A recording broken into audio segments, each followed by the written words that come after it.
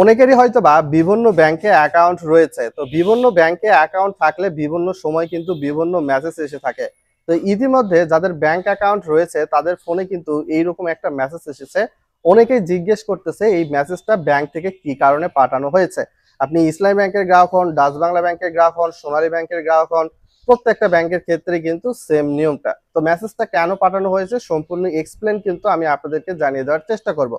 তো বাংলাদেশ ব্যাংকের রুলস এবং রেগুলেশন অনুসারে কোনো গ্রাহকের যদি ব্যাংকে অ্যাকাউন্ট থাকে তাহলে কিন্তু সেই গ্রাহকের অ্যাকাউন্ট করার সময় অ্যাকাউন্টের আন্ডারে যে ফোন নাম্বারটা ছিল, তো সেই ফোন নাম্বারে কিন্তু 6 মাস অন্তর অন্তর একটা মিনি স্টেটমেন্ট পাঠাতে হয়। মিনি স্টেটমেন্ট অর্থটা কি?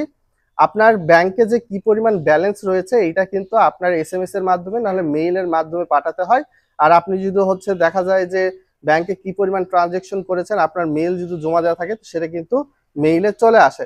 তো ঠিক সেম টু সেম আপনার ফোনে এসএমএস এই কিন্তু কি পরিমাণ 6 মাস অন্তর অন্তর লেনদেন হচ্ছে বা স্থিতি কিরকম রয়েছে এইটা কিন্তু মেসেজটা সেটারই। সাপোজ এখানে দেখতে পাচ্ছেন balance confirmation, dear sir your account এত সাতকানিয়া ব্রাঞ্চ, এবং আপনি কিন্তু দেখতে পাচ্ছেন এখানে তারিখ দেওয়া রয়েছে 30/06/2023, ব্যালেন্স এই এত টাকা, হেল্পলাইন এত, বিস্তারিত।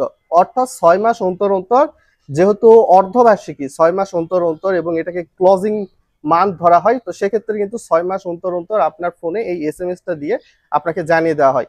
সেক্ষেত্রে ভিডিওটা বন্ধু বান্ধবদের সঙ্গে শেয়ার করুন, তাদেরকেও বিষয়টা জানিয়ে দিন এবং তারাও যাতে চিন্তামুক্ত থাকতে পারে। আসসালামু আলাইকুম।